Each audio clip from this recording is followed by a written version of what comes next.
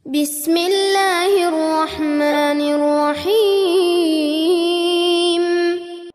Assalamualaikum warahmatullahi wabarakatuh. Kaifa halukum anak-anak solih semuanya? Ustazah doakan anak-anak solih semuanya senantiasa dalam keadaan sehat dan senantiasa semangat dalam belajar. Amin. Anak-anak solih, hari ini kita belajar sejarah kebudayaan Islam. Materinya yaitu terkait kisah Qabil dan Habil, yaitu tentang penguburan jenazah Habil. Sudah siap untuk menyimak penjelasannya Ustazah? Nah, anak-anak solih, Qabil merasa gelisah dan bingung menghadapi mayat saudaranya.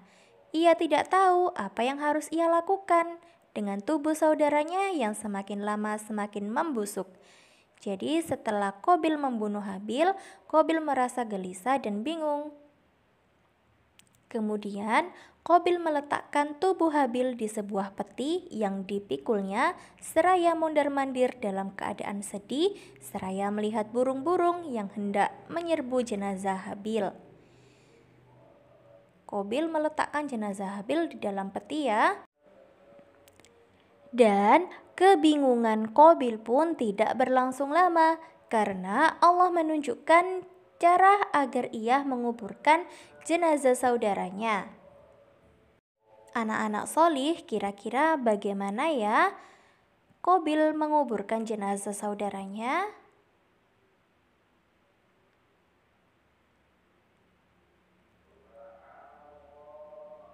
Maka ditunjukkanlah kepada Qabil bagaimana seekor burung gagak menggali tanah dengan kaki dan paruhnya, lalu menyodokkan gagak yang sudah mati ke dalam lubang tersebut dan menutupnya kembali. Nah, seekor burung gagak menunjukkan kepada Qabil bagaimana cara mengubur burung gagak yang lainnya yang sudah mati. Nah, anak-anak solih melihat hal tersebut, akhirnya Qabil pun melakukan seperti apa yang dilakukan gagak tersebut. Qabil menguburkan jenazah Habil. Kemudian kembalilah Nabi Adam dari perjalanan jauhnya. Namun beliau tidak melihat Habil. Kemudian Nabi Adam berkata kepada anak-anaknya, "Di manakah Habil berada? Aku tidak melihatnya sejak aku pulang." Kemudian Qabil menjawab pertanyaan dari Nabi Adam, "Entahlah, aku tidak tahu di mana Habil. Aku bukan hambanya yang harus mengikuti kemana dia pergi." Begitulah jawaban Habil kepada ayahnya, yaitu Nabi Adam. Melihat sikap angkuh dan kasar Qabil, Nabi Adam dapat menerka jika telah terjadi sesuatu dengan Habil, putranya yang solih, bertakwa dan berbakti pada kedua orang tuanya.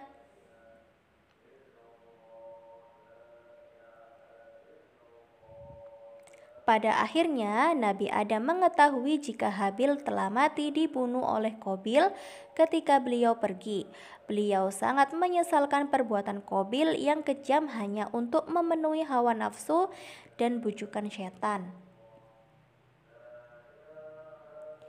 Menghadapi masalah tersebut, Nabi Adam hanya berpasrah kepada Allah, menerimanya sebagai takdir, dan memohon diberikan kesabaran dan keteguhan iman. Nabi Adam juga memohon agar Qabil bisa menyadari kesalahannya dengan segera bertaubat kepada Allah Ta'ala.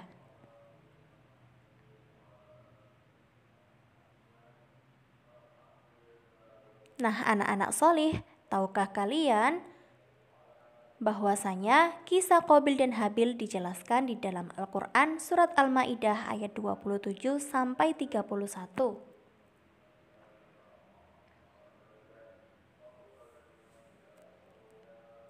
Nah, anak-anak solih, ingat ya hikmah yang dapat diambil dari pelajaran ini, yaitu jika kita ikhlas dalam berkurban, maka Allah akan menerimanya. Kemudian jika kita berkurban, maka pilihlah yang terbaik yang bisa kita berikan. Kemudian Allah mengajarkan kepada kita cara yang baik untuk mengurus jenazah dengan cara menguburkannya.